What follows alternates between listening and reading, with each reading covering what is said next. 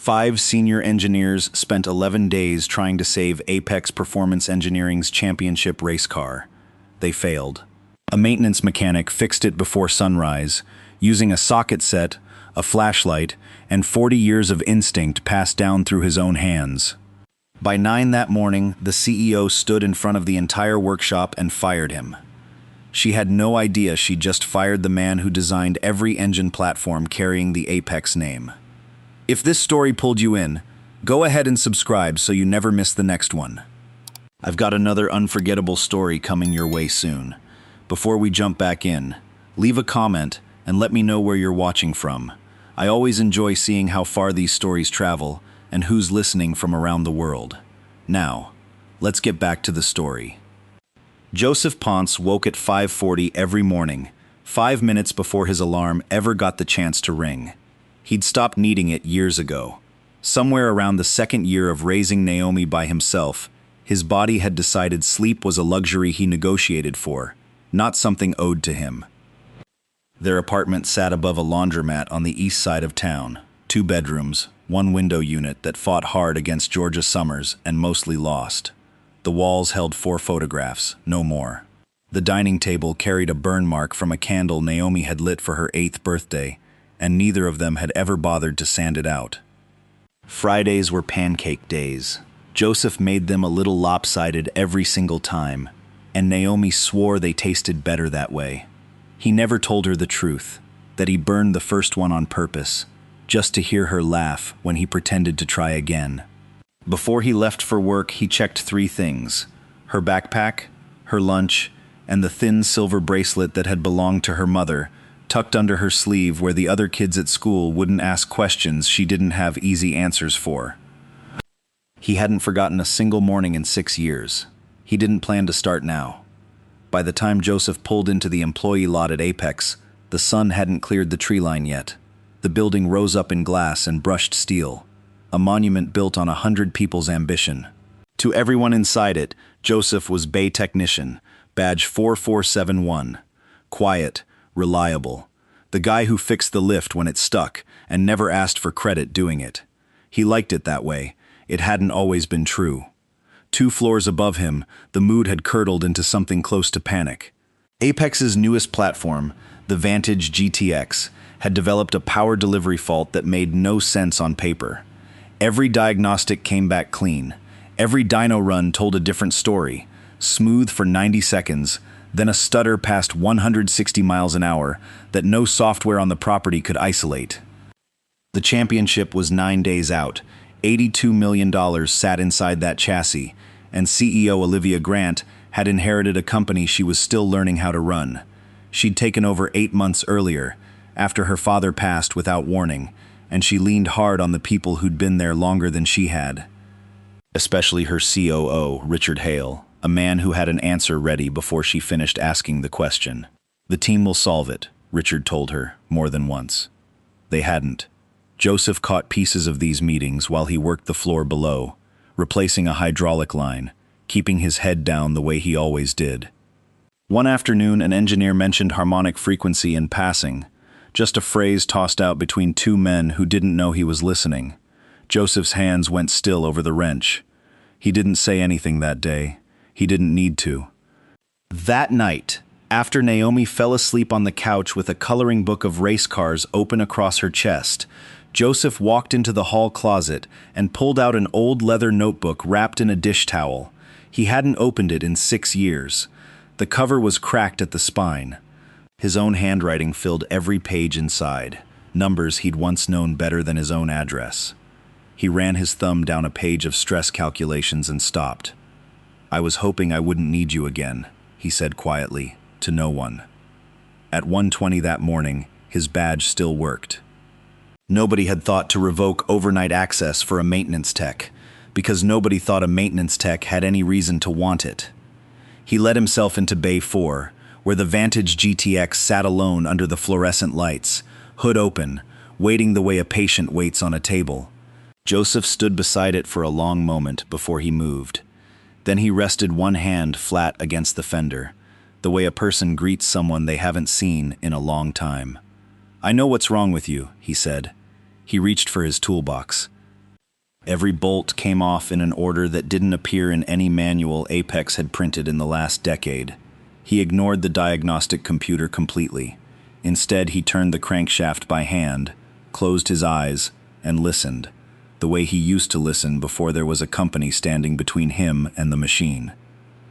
Somewhere beneath the primary drive housing, buried where no sensor could reach it, sat a balancing assembly missing a weighted insert that a redesigned team had quietly stripped out years ago, back when a simulation told them it wasn't necessary. The simulation had been wrong. It had been wrong for years, and nobody left at Apex was old enough to know it. Joseph knew it. He'd built the part the simulation replaced. He set his tools down on the workbench, one at a time, and looked at the engine the way a man looks at an old friend who's finally told him what's actually hurting. "I know what's hurting you," he said again, softer this time. Then he got to work.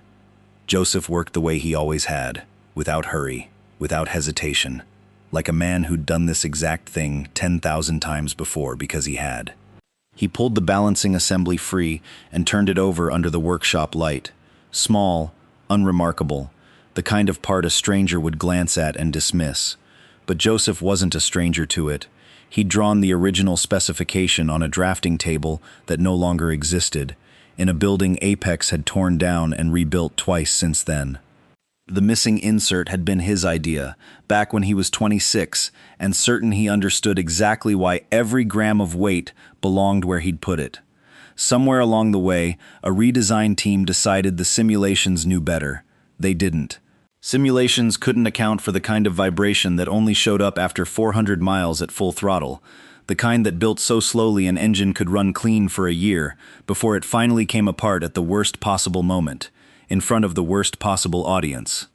Joseph fabricated a replacement insert out of aircraft-grade aluminum stock he found in the prototype cabinet, 3 shelves over from where it used to sit when this had been his cabinet, his workshop, his name on the door instead of a supply closet label.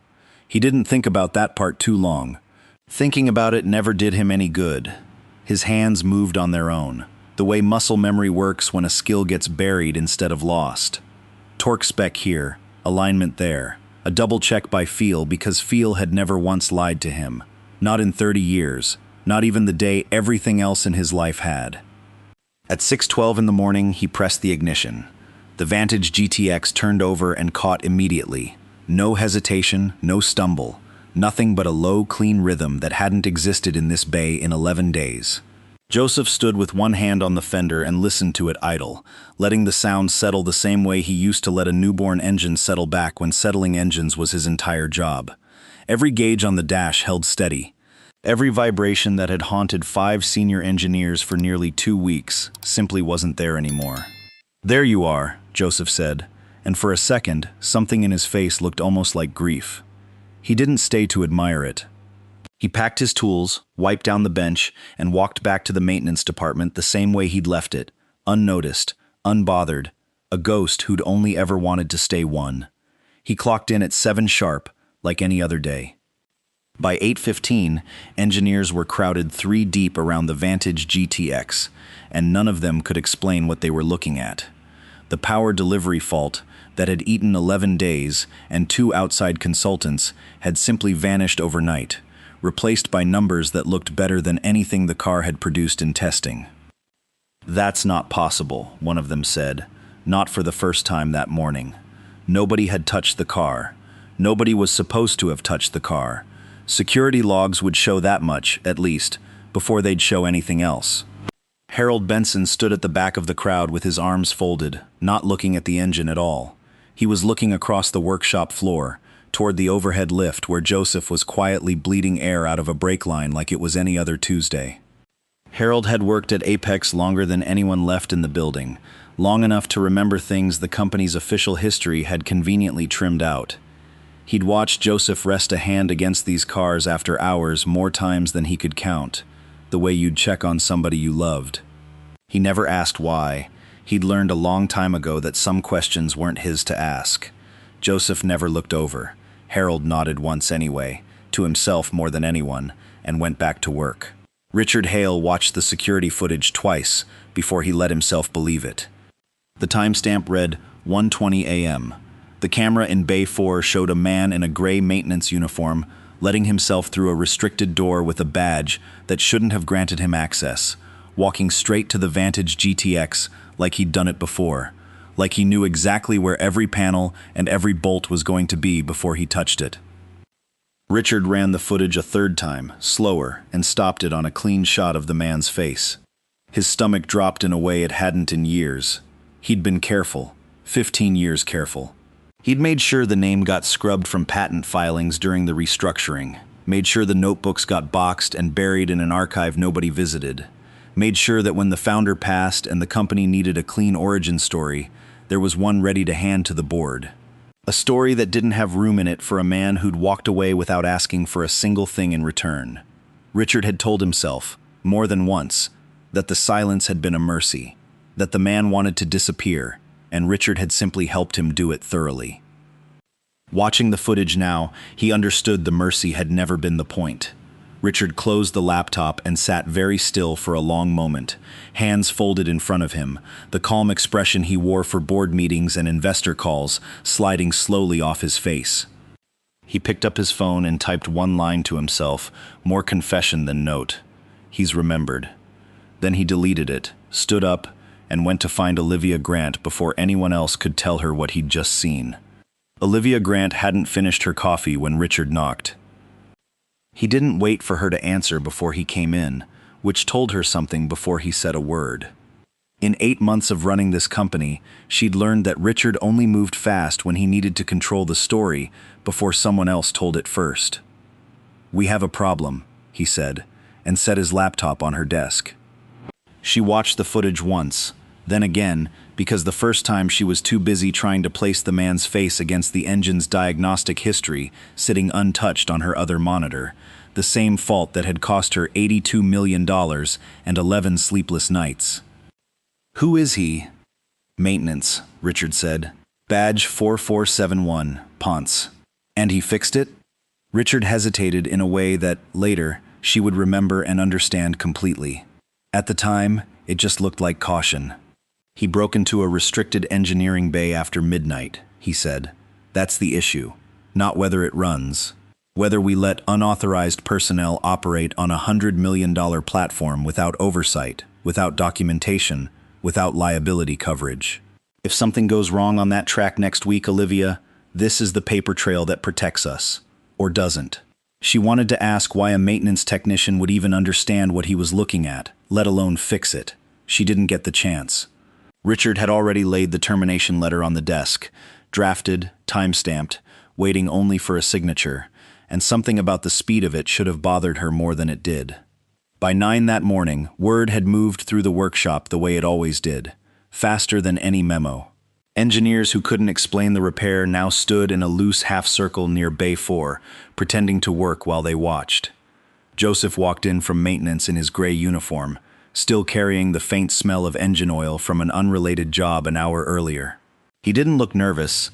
He didn't look anything at all, which some of the engineers would talk about for weeks afterward. How a man who'd just been called into the CEO's office walked like it was any other Tuesday. Olivia sat behind her desk. Richard stood beside her, close enough that Joseph understood immediately who was actually running this conversation. "You entered Bay 4 last night," Olivia said. "I did. You weren't authorized." "No." "Did you repair the Vantage GTX?" "Yes." Richard leaned forward before Olivia could continue. "Do you understand what you've just admitted to?"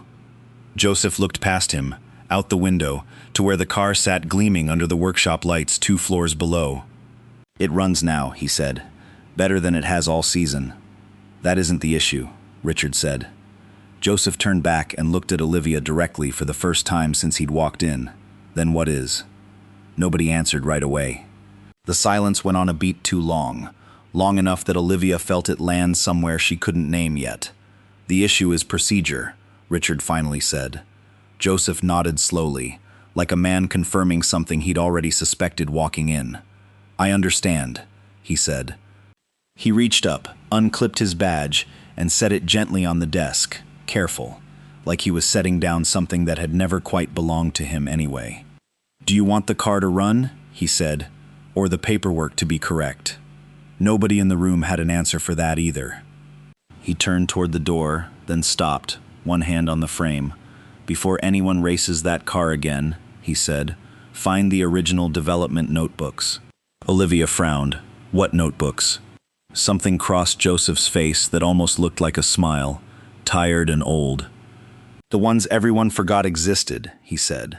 Then he picked up his toolbox from where he'd left it outside the door and walked out through the workshop floor, past every engineer who'd spent 11 days failing at the thing he'd fixed in one night, and none of them said a word to stop him. Naomi noticed the moment he walked in. "You're home early," she said, looking up from the kitchen table where she'd spread out 3 different colors of construction paper. "I am. Did you get promoted?" Joseph almost laughed. "Almost no," he said. "I got fired." She went still for a second, studying his face, the way kids do when they're deciding whether something is a joke. When she decided it wasn't, she got up and wrapped both arms around his waist, without saying anything at all. "It's okay," she said finally, muffled against his shirt. "We still have pancakes on Friday."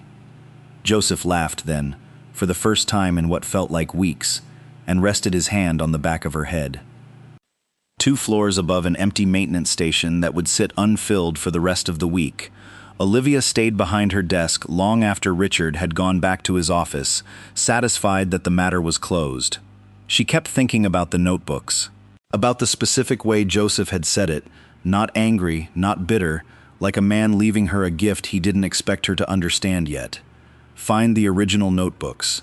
She didn't know what she was looking for, but something told her that whatever it was going to cost her a lot more than $82 million to keep pretending she hadn't heard him say it. The Vantage GTX finished second at the National Endurance Championship 3 days later. It survived. Barely, one of the engineers admitted privately, over drinks nobody was supposed to be having on a Tuesday, that the temporary repair had probably saved the engine from catastrophic failure at lap 40, right when the car hit its highest sustained speed of the race. Nobody mentioned who'd made the repair. Nobody outside Bay 4 even knew there'd been one. Olivia watched the finish from the pit wall and felt nothing like the relief she'd expected. She kept running the numbers in her head, not the lap times, the other numbers. 11 days of failure from 5 senior engineers and 2 outside consultants. One night from a man she'd fired for it. She hadn't stopped thinking about the notebook since he said it. She found Harold Benson in the back corner of the workshop the following morning, elbow deep in a lift motor that didn't strictly need his attention anymore, the kind of job old-timers took on when they wanted somewhere quiet to think. "Can I ask you something?" she said. Harold didn't look up right away. "You're the boss. You can ask whatever you want." Joseph Ponce, badge 4471. She watched his hands go still around the wrench, just for a second, before they started moving again. "How long have you worked with him?" 6 years, give or take. "Did you know he could do what he did to that engine?" Harold set the wrench down slowly and finally looked at her.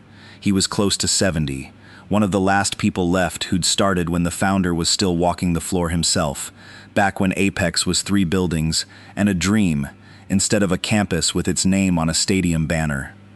"I wondered how long it'd take somebody to ask me that," he said. Olivia felt something tighten in her chest. "Harold." He sighed, long and slow, the kind of sigh that had been building for longer than the conversation itself. "I knew who he used to be," he said. "Not who he is now. Who he used to be." "What does that mean?" Harold looked past her, toward the front of the building, like he was deciding something. "Come with me," he said. "There's something you need to see before I say another word about it." The archive room sat in the oldest part of the campus, a converted storage wing nobody had bothered to modernize because nobody thought there was anything in it worth the cost. Boxes lined 3 walls floor to ceiling, decades of engineering records nobody had digitized, dust thick enough that Olivia's shoes left prints in it. Harold moved through the room like he'd walked it 100 times, which, she realized, he probably had. He stopped at a shelf near the back and pulled down a faded storage case with a strap that had cracked with age. "These got moved back here during the restructuring," he said. 15, 16 years ago now. I always figured somebody would come looking for them eventually. Guess I stopped expecting it. He opened the case on a nearby table. Inside were notebooks, a dozen of them, leather-bound, the same worn quality as the one Joseph had pulled from his hall closet 3 nights earlier. Olivia opened the top one carefully. Hand-drawn suspension geometry filled the first page. Then engine architecture on the next. Cooling systems, stress calculations, dense and precise, done long before anyone in this building had access to the software that did this work now. Every page carried the same signature in the corner. Joseph Ponce. Olivia's heartbeat picked up before her brain had fully processed why. "Harold," she said quietly, "what am I looking at?" Harold pulled out a chair and sat down heavy, like the weight of the answer needed somewhere to land. 20 years ago, he said, Joseph wasn't maintenance. He was the youngest lead design engineer this company ever had. Olivia set the notebook down slowly. He designed the original platform architecture, Harold went on, the chassis, the suspension geometry, the cooling system, the safety cell. Everybody still builds around today, whether they know it or not. Every championship car this company has ever put on a track started somewhere in one of those books. Why did he leave? Olivia's voice came out smaller than she meant it to. Harold was quiet for a moment. His wife, he said finally. She died. He had a baby girl at home and no reason left to stay somewhere that reminded him of her every single day. He walked away and never asked for a dime, never asked for credit, never asked anybody to remember his name. Then why does nobody know this? Why isn't it anywhere in the company records? Harold's jaw tightened, and for the first time since she'd known him, Olivia watched something like anger cross his face. That, he said, is a question you need to ask somebody else. Somebody who's been here just as long as I have. He didn't say the name. He didn't need to. Olivia looked down at the notebook in her hands, at 20 years of a man's entire life reduced to a box nobody had opened, and felt the ground underneath her understanding of this company shift somewhere she couldn't yet see the bottom of. "There's more," Harold said quietly, reaching back into the case. "You're going to want to sit down for the rest of it." 22 years earlier, Joseph Ponce walked into Apex Performance Engineering as a 24-year-old design intern with a portfolio nobody had asked to see and a habit of staying 3 hours past every shift because he couldn't make himself stop. The company was smaller then, 2 buildings, a gravel lot, and a founder named Walter Reese, who still walked the shop floor himself most mornings, coffee in hand, checking on cars the way other men checked on their children. Walter noticed Joseph the same week he started, not because Joseph said much, he rarely did, but because he'd found the kid at 9 p.m. on a Thursday, redrawing a suspension geometry sheet by hand, insisting the simulation software had gotten something wrong. It had. Walter checked it himself the next morning and found the error buried 3 layers deep in a load calculation nobody had thought to question. By 26, Joseph wasn't an intern anymore. He was lead design engineer on Apex's first serious championship platform, the one that would put the company's name on tracks it had never touched before. He designed the platform from the ground up, the parts nobody saw and the parts that decided whether a driver walked away from a crash. Every page bore his signature, every decision justified in his own hand, the way Walter had taught him an engineer should.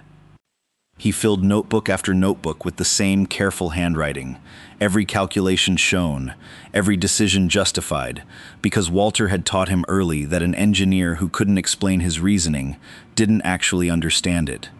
"Someday this whole company's going to run on what's in your head," Walter told him once, only half joking. Joseph had laughed it off. He didn't want the company to run on him. He wanted to build things that outlasted whoever built them. He met Denise the same year, at a diner 3 blocks from the shop where he ate dinner alone most nights because home was just an apartment with nothing in it yet.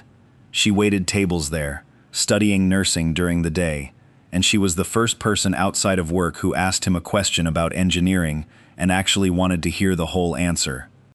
They married 18 months later. Naomi was born 2 years after that, and Joseph came into the shop the next morning so exhausted and so happy that Walter sent him home before lunch, laughing, telling him the cars would survive one day without him. Those were the years Joseph would think about later, in the quiet moments nobody else was around to see. Denise at the kitchen table grading his sketches like homework, pretending she understood half of what she was looking at. Naomi as an infant, asleep against his chest, while he read blueprints one-handed at midnight. The particular kind of tired that comes from being needed in two places at once and somehow managing both. He designed his best work during those years, the engine architecture that Apex still built from. All these years later, without most of the current staff ever knowing, it started with him. Denise got sick when Naomi was 2. It moved fast, faster than anyone had time to prepare for.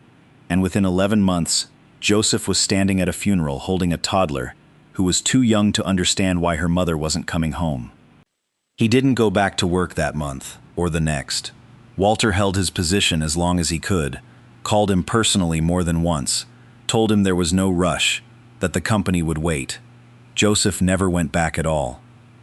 He couldn't walk those halls without seeing her at the diner, without hearing her voice asking about torque specs she didn't actually care about, just to keep him talking. He packed his notebooks into a box, wrote one letter, and left it with Walter's assistant, with instructions to give it to Walter directly. Then he disappeared into the kind of quiet life a grieving father builds when the only thing left that matters is the small person depending on him. He never asked for severance, never asked for credit on the patents filed under his design work. Never once, in 6 years, tried to reclaim a single thing that had once been his. Walter Reese read the letter alone in his office the week Joseph left, and according to the one assistant who still remembered it, he never opened it in front of anyone, and he never spoke about its contents to a single person before he passed away 3 years later, leaving the company to a daughter who barely knew the shop floor at all. The letter went into a drawer, then a box, then, during a restructuring nobody questioned closely enough, into an archive room nobody visited, sealed and forgotten along with a stack of notebooks that held the blueprint for everything Apex had built since.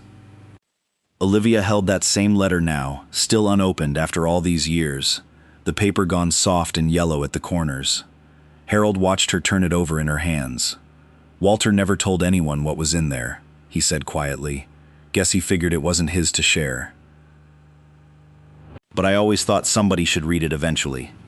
Olivia looked at the envelope, at her father's handwriting on the front, and felt the full weight of just how much history this company had let go quiet in a drawer.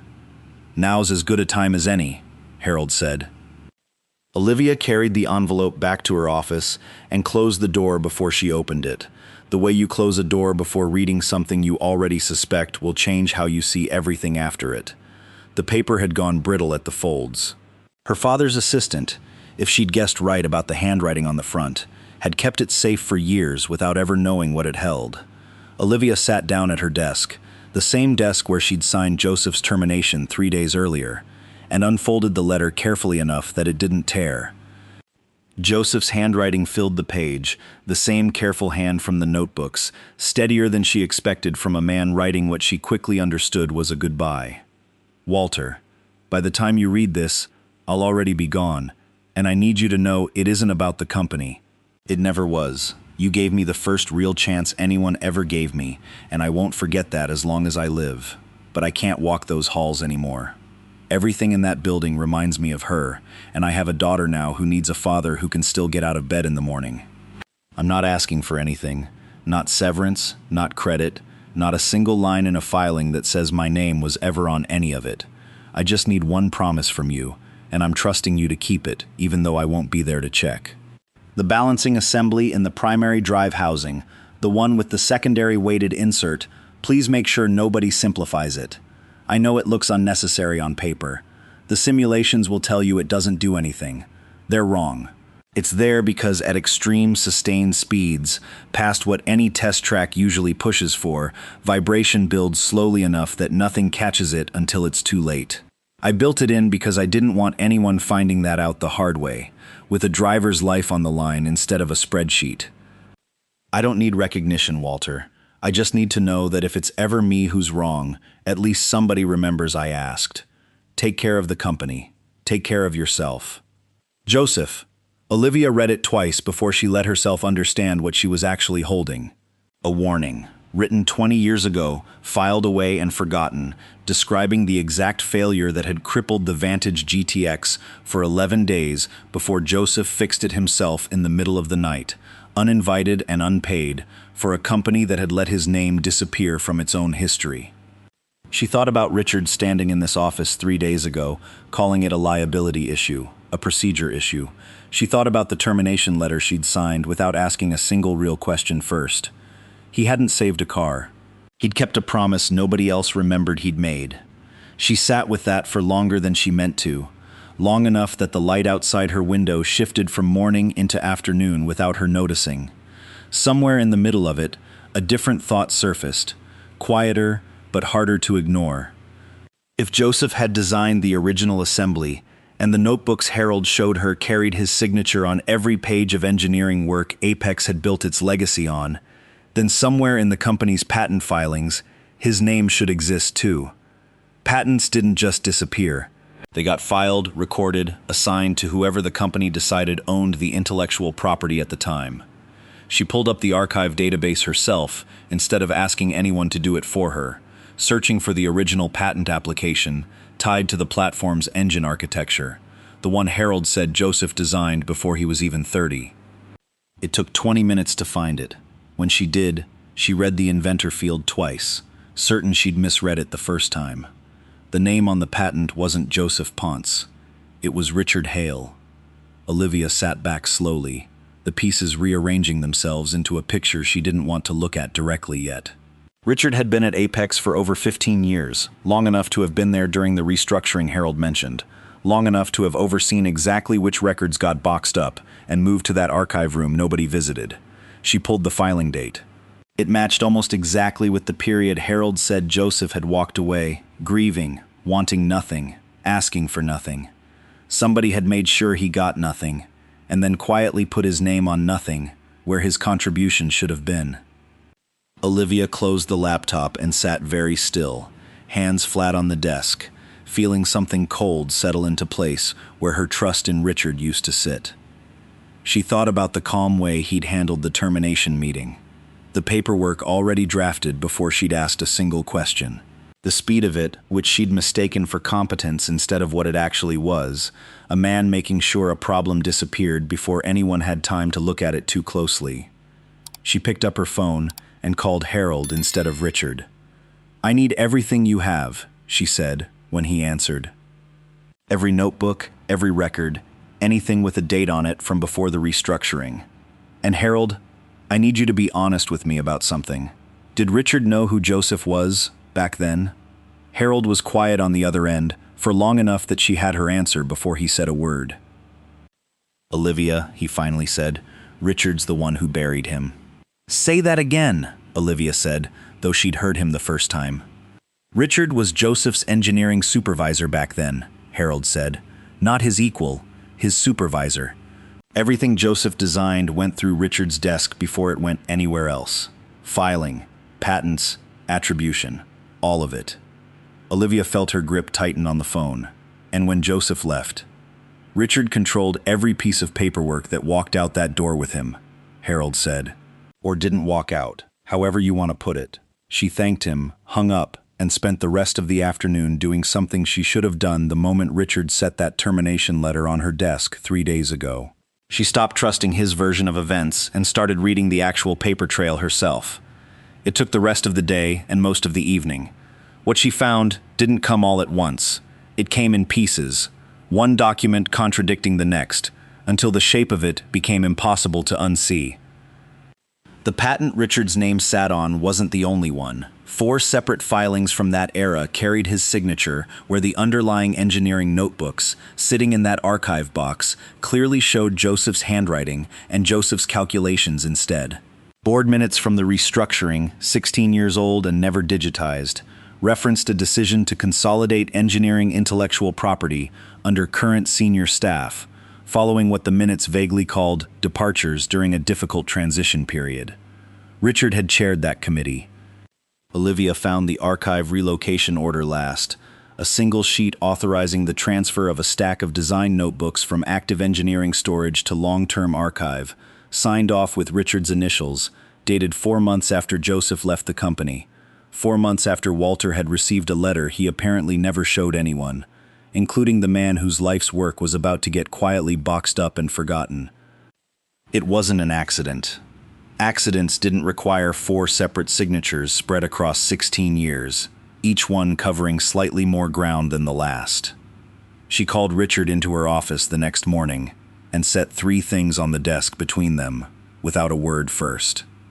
The original patent filing with his name on the engine architecture, the archive relocation order, and the leather notebook opened to a page of stress calculations in handwriting that wasn't his. Richard looked at all 3 for a long moment before he sat down, uninvited, in the chair across from her. "Where did you get these?" he said. It wasn't really a question. "Harold," she said, "and the archive room you clearly hoped I'd never walk into." Richard folded his hands on the desk, and for the first time since she'd known him, Olivia watched him take longer than usual to find his calm voice. "Joseph walked away," he finally said. "He didn't want any of it. I did the company a favor, consolidating loose ends nobody was going to claim." "Loose ends," Olivia repeated. "You mean his name, on his own patents?" "He signed nothing preventing reassignment. Corporate structure allowed it at the time." "Board approved the consolidation." "The board approved a summary you wrote," Olivia said, "one that never mentioned whose work you were consolidating, or why the man who designed it happened to be grieving his wife and raising an infant alone at the exact moment you decided to move it." Richard's jaw worked once, twice, before anything came out. "He didn't want it," he said again, quieter this time, like he was trying to convince himself as much as her. "I gave him a clean exit. No entanglements. No lawyers asking why a lead engineer walked away from a 15-year career with nothing. I protected both of you." "You didn't protect him," Olivia said. "You erased him, and then you let me fire him 3 days ago for fixing the exact problem he warned this company about, 20 years before it happened." That landed. She watched it land, watched something in Richard's face slip for just a second before he caught it and pulled it back into place. "I built this company's stability after Walter died," he said. "Somebody had to hold this place together while you learned the job. I did what needed doing." "You built your career on somebody else's blueprints," Olivia said, "and then made sure he wasn't around to say otherwise." Richard didn't answer that. He didn't have an answer that wouldn't confirm exactly what she'd already found in 4 separate documents spread across 16 years. Harold appeared in the doorway a moment later, like he'd been waiting just outside for exactly this point in the conversation. He set one final folder on the desk, a copy of the original design assignment sheet from Joseph's first year, signed by Walter himself, listing Joseph Ponce as sole design lead on the platform architecture that would become the foundation of every championship car Apex had built since. Walter kept his own copy, Harold said quietly, separate from the official files. I think he suspected something, even back then. Richard looked at the sheet, at Walter's signature beside Joseph's name, and said nothing at all. Olivia stood up slowly, feeling steadier than she had in days, the fog of 8 uncertain months, as CEO finally starting to clear into something she recognized as anger with a direction to point. "I want you in my office again this afternoon," she said. "And Richard, don't bring an explanation. Bring the truth. It's the one thing you haven't tried yet." Richard came back at 3 that afternoon, and Olivia noticed immediately that he'd changed his tie. Small detail, the kind of thing a man did when he needed armor and didn't have anything better to reach for. She didn't offer him a seat this time. "I read the rest of the board minutes," she said. "All 16 years of them, not just the ones you flagged for me when I took over. You didn't just consolidate patents during the restructuring. You made sure every mention of Joseph's role got quietly rewritten in the annual engineering summaries. Founders Circle recognition. Even the plaque in the lobby crediting the platform's original design team. Your name is on that plaque, Richard. His isn't anywhere." "That plaque was installed under Walter's direction," Richard said. "Walter installed a plaque crediting the design team," Olivia said. "He didn't write the names on it. You did, 3 years after Joseph left, when you took over engineering communications. I checked the timeline. It matches every other document you've ever signed to make this company's history a little more convenient for you. Richard's composure held for another few seconds before it didn't. You think this is simple, he said, voice rising for the first time since she'd known him. You think I woke up one morning and decided to steal a mechanic's life's work for fun. I was 29 years old, managing engineers twice my age who resented reporting to someone that young. Joseph's work was the best thing to happen to my career, and I knew it. When he left, I had a choice. Let his name sit on a decade of engineering nobody was actively managing anymore, or step into the space he left and make sure this company didn't collapse without him. So you chose yourself, Olivia said quietly. I chose the company, Richard shot back. Somebody had to hold the engineering division together. Joseph wasn't coming back. He made that clear enough, leaving the way he did. He left a letter, Olivia said, addressed to my father, warning him about the exact failure that nearly cost this company its championship car 11 days ago. He didn't ask for anything in that letter, Richard. Not credit, not money, not his job back. He asked for one thing, that somebody remember why a 2-ounce piece of metal mattered enough to keep in an engine nobody thought needed it. I never saw that letter, Richard said, and for once it sounded true. No, Olivia agreed, because my father never showed anyone. But you didn't need to see it to know what you were burying when you moved those notebooks into an archive room and changed the names on 4 patents. You knew exactly whose work that was. You just made sure nobody else would ever be able to prove it. The room went quiet enough that she could hear the workshop noise 2 floors below, the ordinary sounds of Apex running exactly the way it always did, unaware that the story of who built it was collapsing in real time above their heads. What happens now? Richard finally asked. She'd thought about that question most of the previous night, longer than she'd expected to. Firing him outright would have been easy, satisfying even, but satisfying wasn't the same thing as right, and she'd learned enough in the last 4 days to know the difference mattered more than it used to. The board will receive a full report, Olivia said. Every document, every timeline, every patent filing that needs correcting. You'll be placed on immediate leave pending their review, and I expect their decision won't take long once they see what I've seen. You're ending my career over something that happened 16 years ago. I'm ending it over something you kept doing for 16 years, Olivia said. Every year you let that plaque stay wrong was a choice, Richard. Every year you let Joseph's name stay off those patents was a choice. Nobody made you keep making it. Security arrived at 4:40 that afternoon. Quiet and professional, the way these things always were engineered to be. No scene, no announcement, just 2 men, in gray uniforms, walking Richard Hale through a workshop that had gone strangely silent the moment words started moving through it. Engineers stopped what they were doing without quite meaning to. Nobody said anything. Nobody celebrated either. It didn't feel like a victory exactly. It felt like watching a building's foundation get inspected and finding out it had been cracked for longer than anyone wanted to admit. Harold stood near Bay 4 and watched Richard pass without a word, his face unreadable in a way that suggested 16 years of unspoken things finally settling into something like peace. Olivia stayed in her office long after the workshop had emptied for the evening, the 3 documents from that morning still spread across her desk where she'd left them. She thought about Joseph's hand resting on the fender of a car he'd designed, and then walked away from asking nothing in return. She thought about Naomi hugging him in a kitchen doorway, telling him pancakes on Friday would still be fine. She wasn't a CEO who owed Richard Hale an explanation anymore, but she owed Joseph Ponce something a great deal harder to give, an apology that actually meant something.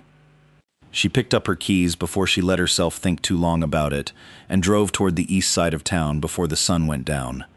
The apartment above the laundromat had its porch light on when Olivia pulled up, the kind of small yellow glow that made a building look lived in rather than just occupied.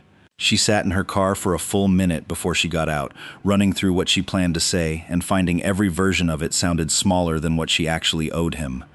Naomi answered the door before Olivia even finished knocking. "Dad," she called back into the apartment, eyes wide and curious. "The race lady's here."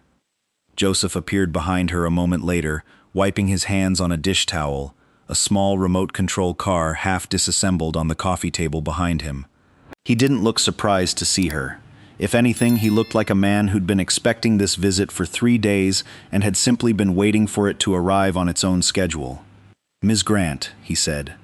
"Olivia," she said, "please." He stepped back and let her in without much ceremony, the way you'd let in someone you didn't owe hospitality to but weren't going to be rude about it either. Naomi went back to her coloring at the kitchen table, glancing up every few seconds like she was trying to figure out why the CEO of a race car company was standing in their living room. Olivia set a small stack of leather notebooks on the kitchen table, along with a single yellowed envelope she'd read so many times over the last 3 days that she'd started to know parts of it by heart. "I found them," she said. Joseph looked at the notebooks for a long moment before he reached out and rested his hand flat on the top cover, the same way he'd rested his hand on the fender of the Vantage GTX 3 nights earlier. "I wasn't sure anyone ever would," he said quietly. "I owe you an apology," Olivia said. "A real one. Not the kind companies issue through a press release."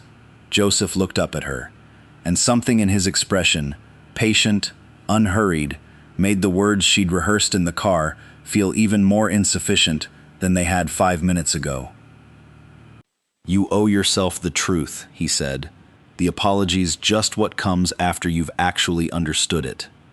She told him everything then, sitting at his kitchen table while Naomi colored quietly a few feet away, pretending not to listen and clearly listening to every word. She told him about the patents with Richard's name where his should have been, about the archive relocation order signed 4 months after he left, about the plaque in the lobby that had credited the wrong man for 20 years running. Joseph listened without interrupting, and when she finished, he was quiet for a while before he spoke.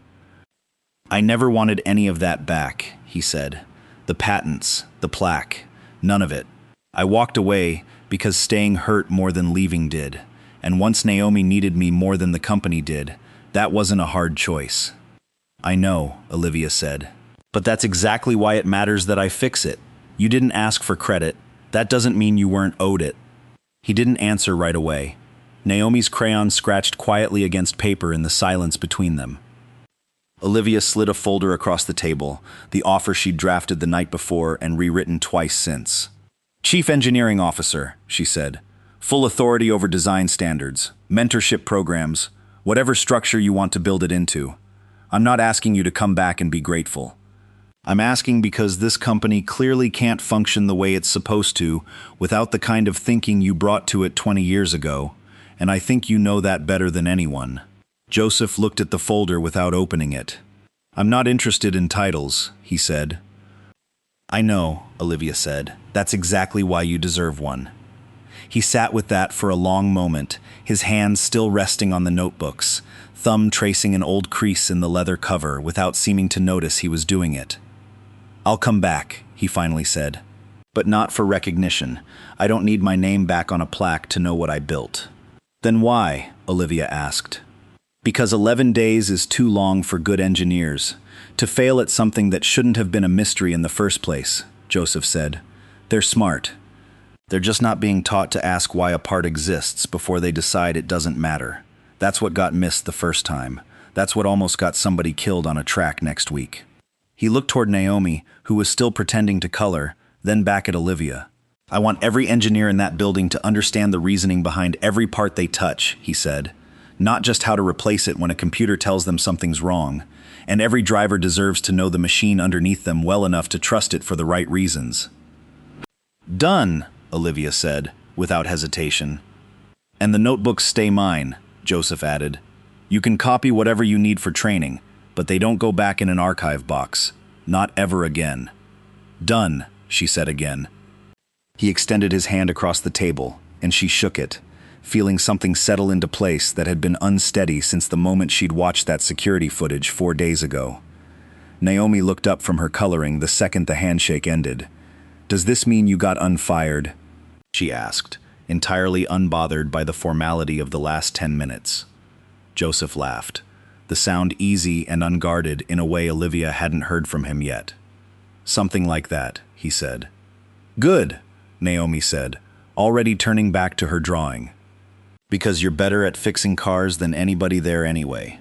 Olivia smiled at that, and for the first time in 8 uncertain months of running a company she'd inherited before she was ready for it, she felt like she finally understood exactly what she was supposed to be protecting. 3 weeks later, Joseph walked through the front entrance of Apex Performance Engineering for the first time in 20 years.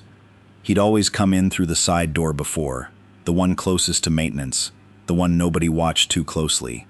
This time he came through the main lobby, past the plaque that had carried the wrong name for 2 decades and now, as of the week before, carried both names side by side, his and Walter's, with a small line underneath explaining exactly what each of them had built.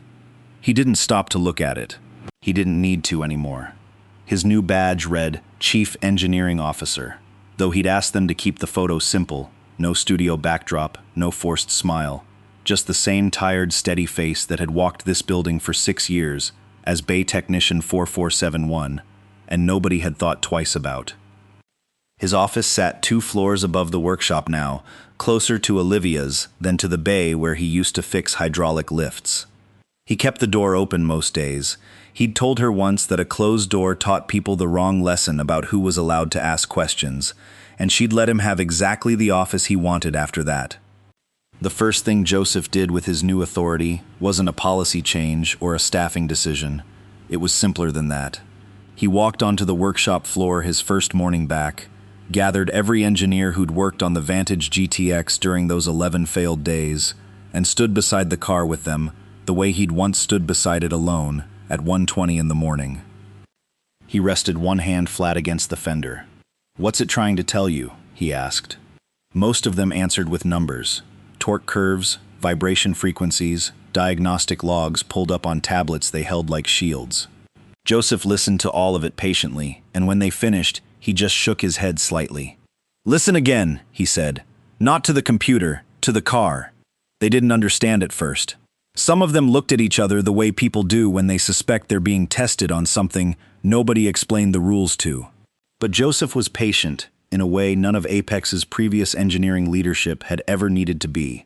And slowly, over weeks, some of them started to hear what he meant. Not mysticism, just the discipline of understanding why a part existed before deciding it didn't matter. By the end of the first month, engineers who'd never spoken to Joseph directly were seeking him out before they touched anything on the production floor, not because he demanded it, but because the ones who did started outperforming the ones who didn't, and word moved fast in a building full of people who respected results above almost everything else. Naomi visited the workshop on a Saturday afternoon in October, wearing a pair of oversized safety glasses Harold had given her the week before, standing at the edge of a crowd of engineers listening to her father explain why a 2-ounce piece of metal, smaller than her thumb, had once nearly cost a driver his life. She watched them lean in the way she used to watch kids lean in around a teacher who actually made sense, and something about it made her chest go warm in a way she didn't quite have words for yet. "Everybody listens to my dad now," she whispered to Olivia, who'd come to stand beside her. "They should have from the very beginning," Olivia said. Naomi looked back toward her father, proud in the uncomplicated way only a child could manage. "I always did," she said. Olivia had spent the weeks since Richard's departure, doing the kind of work that didn't make headlines, but mattered more than the ones that did. She'd personally overseen the correction of every patent filing that had carried the wrong name, working with legal counsel to make the amendments a matter of public record, rather than a quiet internal fix nobody outside the company would ever know about. She'd rewritten the engineering summary in the company's official history, the one handed to every new hire, to include 20 years that had been missing from it. The board hadn't fought her on any of it. Once they'd seen the documents Harold had helped her assemble, there wasn't much left to argue. She thought sometimes about how close she'd come to letting all of it stay buried, how easily she could have signed Joseph's termination and never asked a single follow-up question, the way Richard had clearly been counting on her doing. She didn't plan on making that mistake again, in this or anything else. On the last Friday of that month, Joseph stood beside the Vantage GTX one more time, this car finally fully repaired, the balancing assembly rebuilt properly this time, Not with a fabricated stopgap part, but with a permanent replacement machined to his original 20-year-old specification. He pressed the ignition himself. The engine came alive smoothly, no hesitation, no stutter, running the way he'd designed it to run before anyone had ever decided a 2-ounce insert wasn't worth keeping. He stood there listening to it for a long moment, one hand resting on the fender, the same gesture he'd made in an empty workshop at 1:20 in the morning 3 weeks earlier. Except this time, the room around him was full. Engineers and technicians who'd stopped their work to watch. Harold near the back with his arms folded, and something like pride settled into his face. Naomi standing beside Olivia with her oversized safety glasses pushed up on her forehead. Joseph Ponce hadn't come back to reclaim a legacy. He'd come back because he couldn't stand watching good people fail at something that shouldn't have been a mystery, and because somewhere along the way, protecting a driver he'd never met had mattered more to him than protecting his own name. Sometimes the strongest engines weren't built from steel. Sometimes they were built from a kind of quiet integrity that refused to break, even after 20 years of the world forgetting exactly who had built it. Thank you for staying with me until the very end. If this story meant something to you, I'd really love for you to subscribe. Before you go, leave a comment and rate this story from 1 to 10. I read your comments, and I always enjoy seeing your thoughts and perspectives. If you're ready for another unforgettable story, just tap the next video on your screen. I'll see you there.